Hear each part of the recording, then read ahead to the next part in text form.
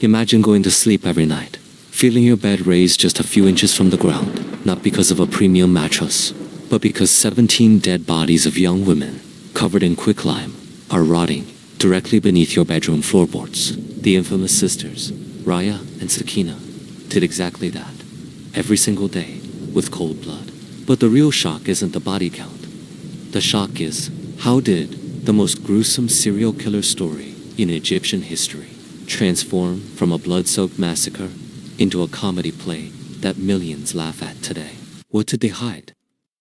Hi, this is Abu Yanis, and this is Night Ledger. Everyone tells stories, but trust me, they can never tell them the way I do. We don't just research, we hold the classified records, the secret files of history's darkest crimes. You are about to hear what they tried so hard to bury. Welcome to the Ledger.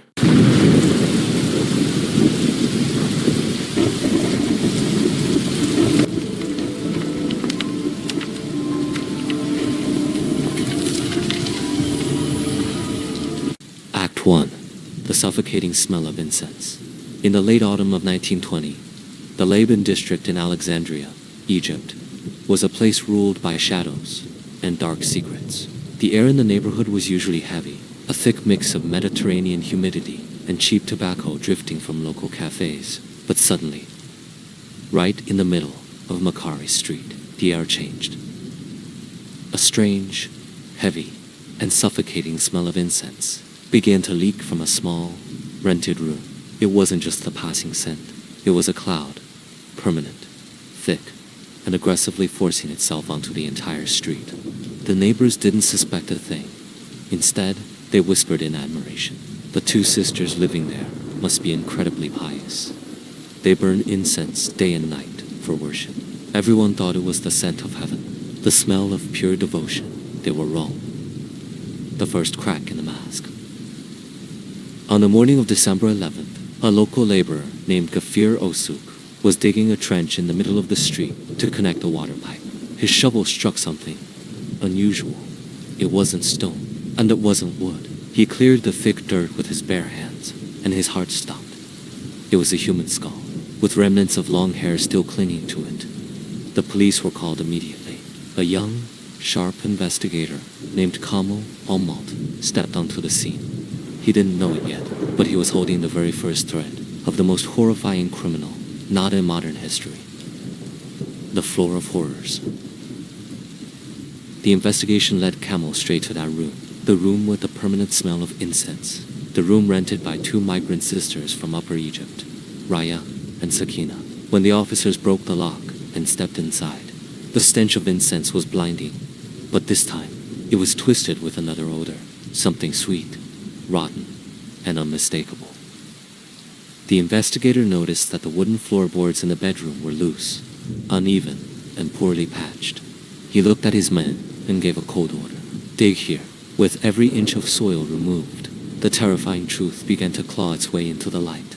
Beneath the very floor where Raya and Sakina slept soundly every night, lay the decaying bodies of young women. Stacked on top of each other, stripped of their gold jewelry, and drenched in quicklime to accelerate their decomposition. The incense wasn't for God. It was used to choke the stench of death from 17 slaughtered women, rotting directly under their beds. Act 2. From Upper Egypt to the underworld. To understand how this nightmare was born, we must close the police files of Alexandria and travel back in time, deep into the south, to a small, sun-drenched village in Upper Egypt called El-Kila. This is where Raya and Sakina were born. The movies painted them as victims of poverty, simple women crushed by the economy. But our records show a different truth.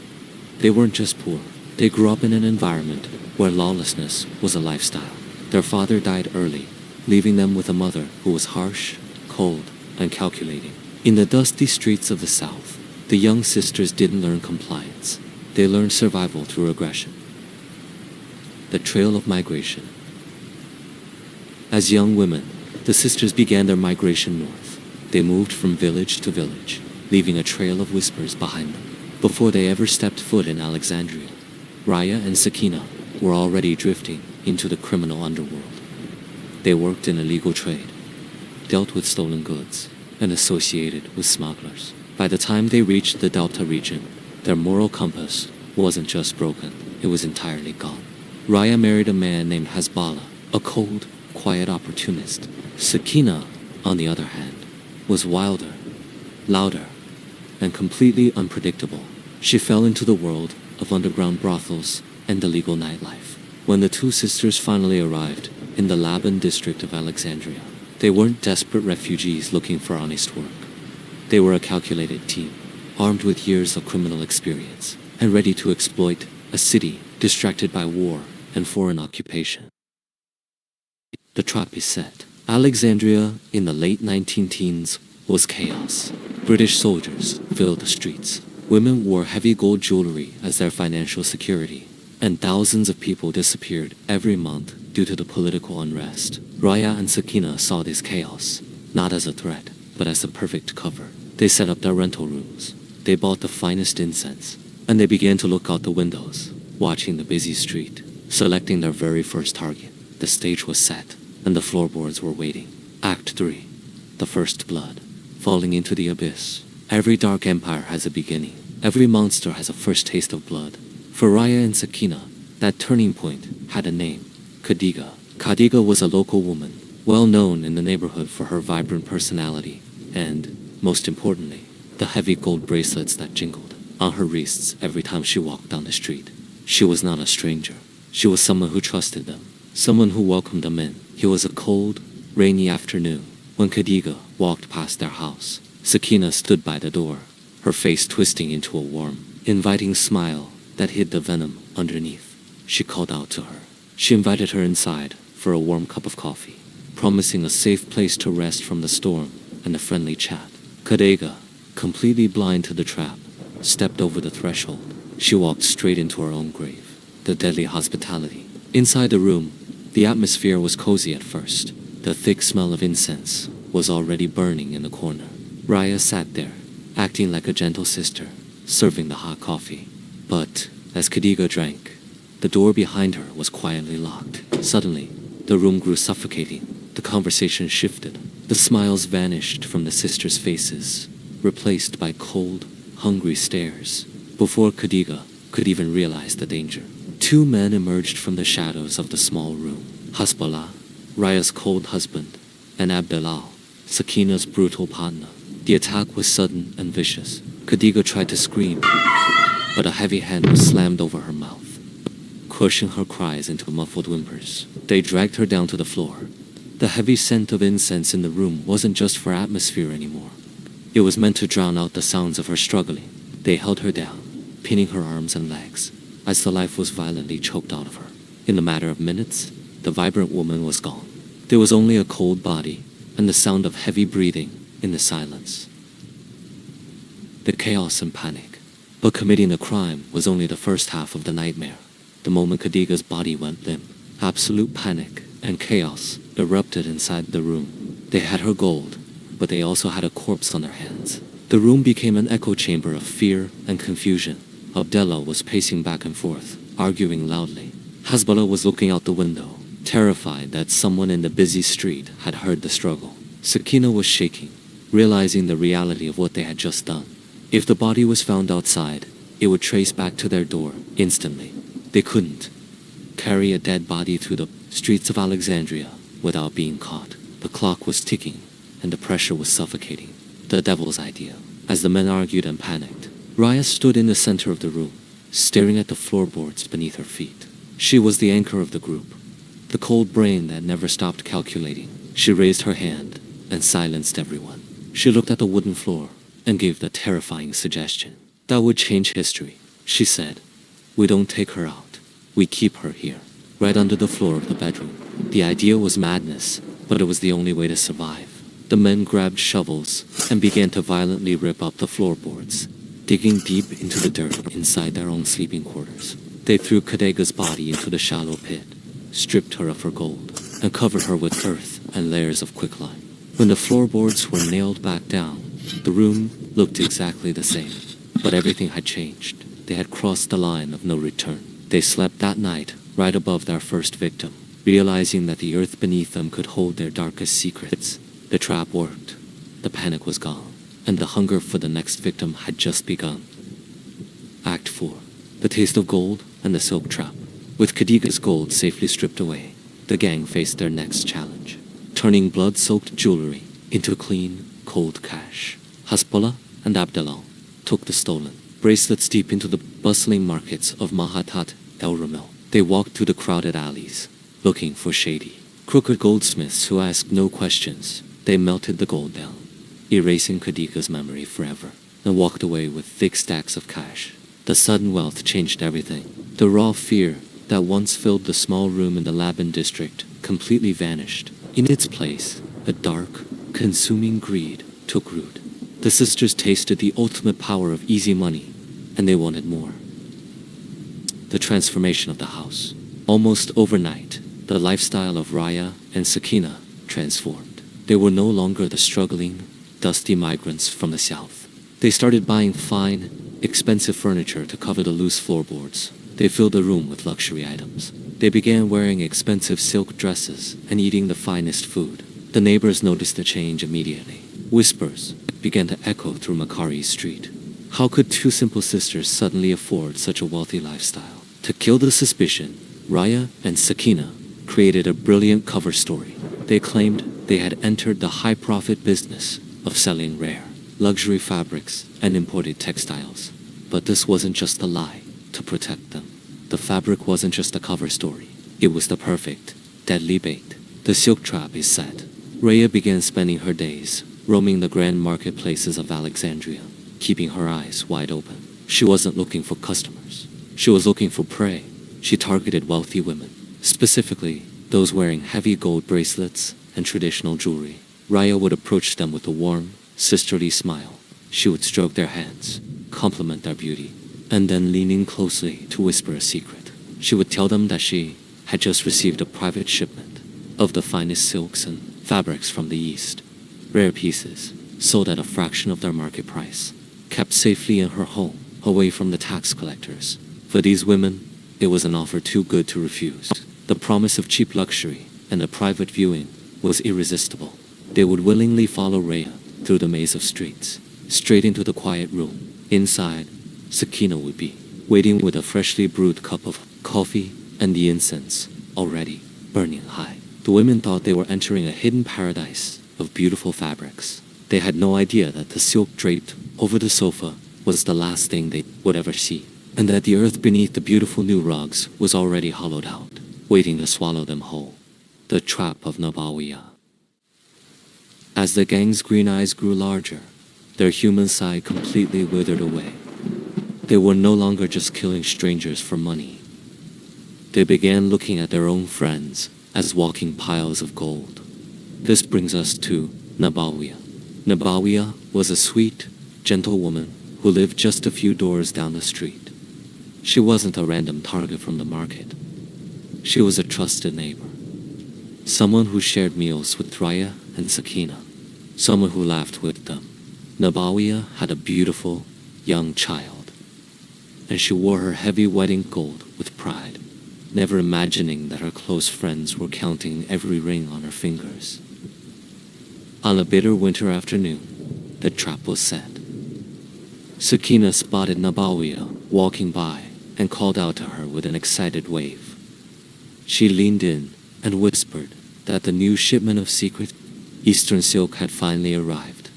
She told Nabawiya to bring her young boy and come inside immediately, to take the very best piece before anyone else could see it. Nabawiya smiled, holding her son's small hand, and walked into the house, completely blind to the darkness waiting behind the door.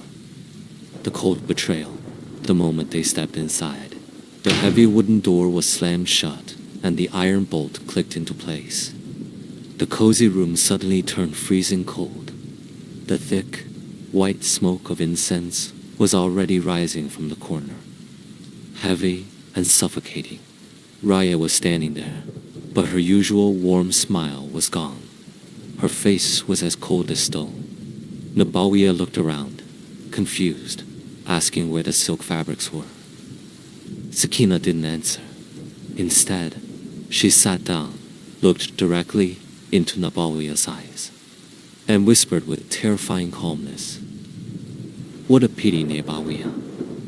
I really wanted you to see the silk, but the truth is, you are never leaving this room." Before the horror could even register in Nabawiya's mind, the shadows moved. Hasbullah and Abdallah rushed out from behind the heavy curtains. The attack was immediate and brutal. Nabawiya fought with the strength of a desperate mother. She dropped to her knees, crying, begging her friend Sakina, kissing her hands, screaming to let her go just for the sake of her innocent child who was standing in the hallway, crying out for his mother.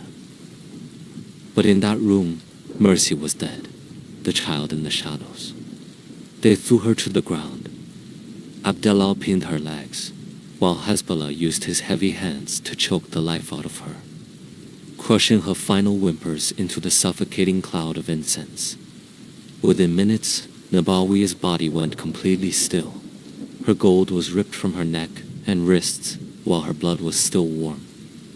Outside the bedroom door, the small boy was weeping, calling out for his mother. The gang stood over the corpse, faced with a dark dilemma. Abdallah looked at the boy and suggested killing him too, to erase any witnesses. But Raya, looking at the dead body of her friend, decided on a different kind of cruelty. She said, "A child's word means nothing to the police. Throw him into the crowded streets." They dragged Nabawi's body to the floorboards, dug up the dirt right next to the previous victims, and dumped her into the lime-filled pit. As for the child, they carried him far away, under the cover of night, and abandoned him in the chaotic, crowded alleys of Alexandria, leaving him to freeze and get lost in the city. Nabawiya's murder proved that Raya and Sakina had crossed the ultimate line. They were no longer humans. They were pure, calculated monsters, and their house of horrors was now completely full. The tightening noose. No matter how deep you bury your secrets, the earth will eventually spit them back out. By December 1920, the brilliant investigator, Kamal Almalt, was staring at a massive, bloody puzzle. Women were vanishing into thin air, all wearing gold, and all last seen in the Laban district. Every single thread led to one terrifying epicenter, the rented rooms of Raya and Sakina. The police launched sudden, aggressive raids. They tore the house apart and exposed the loose floorboards. But the sisters were professional liars. They stood strong, cold, and entirely unbothered. Raya looked the investigator directly in the eye and swore, by God, she knew nothing. She claimed the bodies were buried there by previous tenants long before she ever rented the room. The men, Hasbullah and Abdallah, played dumb, acting like simple, innocent citizens. There was no physical evidence connecting them to the actual choking of the victims. The investigation was hitting a brick wall, and the killers were about to walk free. The hidden witness, Kamal Almalt, sat in his dark office, surrounded by classified files, refusing to accept defeat. He knew that every criminal empire has a hidden crack. He walked back out into the chaotic hallway of the police station. He didn't look at the locked interrogation rooms. Instead, his sharp eyes focused on a dark corner under the stairs. Sitting alone in the shadows was a terrified, shaking 9-year-old girl, Bodia, the young daughter of Raya. She was staring at the floor, her small fingers gripping her dirty dress, her eyes filled with a deep, haunting trauma. The investigator realized something crucial. This child didn't just live in that house. She lived in the absolute heart of darkness. She had spent her entire childhood breathing the suffocating smell of incense and watching her mother's visitors enter, but never leave. He realized she was the key that damn collapses. Kamal Almalt brought Bodia into a quiet room. He didn't use anger or force. He knelt down to her level, offered her some sweets, and spoke with a gentle, fatherly voice. He looked into her frightened eyes and asked the one question that would change Egyptian history forever. Bodia, what did you see through the keyhole of your mother's bedroom? For a moment, there was absolute, suffocating silence. Then, the little girl burst into violent tears. The heavy dam of fear and trauma completely collapsed, and the truth came pouring out of her mouth like a flooded river. She screamed out the terrifying nightmare. She told the investigator exactly how her mother, Raya, and her aunt Sakina would lock the heavy wooden door. She described how the men would emerge from the shadows of the room, how they would pin the women down, and how she was forced to sit outside, listening to the muffled screams and the desperate clawing beneath the floorboards. The puzzle was finally solved. The monsters were trapped, and the stage was set for the final judgment, the noose and the last words. In December of the year 1921, the Grand Courthouse of Alexandria was surrounded by thousands of angry, shouting citizens. The air outside was cold, but inside the courtroom, the atmosphere was boiling. For months, the entire nation of Egypt had been paralyzed by the horrors uncovered beneath the floorboards of the Laban district. Under the existing Egyptian laws of that time, the death penalty was strictly forbidden for women. The legal system simply did not execute females, no matter the crime. But the sheer cruelty and wickedness of Raya and Sakina shattered the legal framework of the country. Their crimes were so monstrous, so uniquely evil, that the government had to draft an entirely new, exceptional decree specifically for them. They forced the law to change. They became the very first two women in modern Egyptian history to be sentenced to death by hanging. The verdict and the shock. When the grand judge raised his hand and officially read the death sentences, the courtroom exploded. But inside the cage of the accused, the reaction was a chilling mix of shock, madness, and arrogance. Raya stood frozen.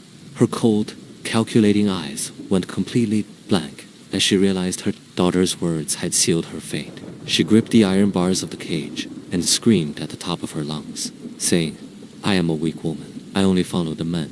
This is injustice." Sakina, on the other hand, lost her mind completely. She began pacing like a trapped animal, laughing hysterically, and shouting at the judge and the crowd, saying, "If you hang us, you are hanging the heroes of Alexandria. We only cleansed the city of wicked women. I am not afraid of your ropes."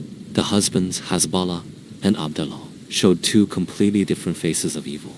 Hasbala, the cold opportunist, remained dead silent, his face turning pale as snow, looking down at his shoes in absolute cowardice. But Abdallah, the brutal enforcer, erupted in pure fury. He slammed his fists against the cage, cursing the police, cursing the judge, and screaming to the crowd, saying, "I will die like a man, and my name will haunt this city forever." The walk to the gallows. On the dark morning of December 21st, 1921, the heavy iron doors of Hadra prison opened. The execution chamber was dimly lit, smelling of old stone and cold sweat. The thick hemp ropes hung from the wooden ceiling. Waiting, the prisoners were brought out, one by one, dressed in the heavy red garments of death. The state officials, the doctors, and the executioner stood in the shadows like statues. The psychological state inside the prison was suffocating. When Rhea stepped onto the wooden trapdoor, she looked at the executioner and spoke her final, chilling words. She looked up and whispered, "I did what I did to survive. I have no regrets. But take care of my daughter, Bodia." The black hood was pulled over her head. The lever was pulled, and her body dropped into the dark void. The next day, it was Sakina's turn. She walked to the gallows with her head held high, refusing to show any fear. She looked at the noose, smiled, a twisted, defiant smile, and shouted her last words to the witnesses, saying, "I have lived my life fully. I have tasted the gold, and I welcome the rope. Wrap it tightly around my neck." The lever clicked, and the second monster of Alexandria was silenced. Abdullah went to the gallows, shouting curses, fighting the guards until the last second. Hasbullah died shivering, crying like a child, begging for a mercy he never gave to anyone else. The ledger is closed. With the deaths of the four killers, a heavy silence finally fell over Alexandria. The dark empire of gold, incense, and blood was completely demolished. The rented rooms in the Laban district were cleared, but the terror never truly left the street. Over the decades, the story of Raya and Sakina underwent a strange, twisted transformation. The history books recorded them as bloodthirsty serial killers, but the theater and movies turned them into a comedy play, making millions laugh at the very names that once caused thousands of women to lock their doors in absolute terror. But we know the truth. We hold the classified records. The gold has long been melted, the incense has turned to ash, and the innocent souls of 17 women can finally rest in peace. This is Abu Yunus, and the night ledger for Raya and Sakina is now officially closed.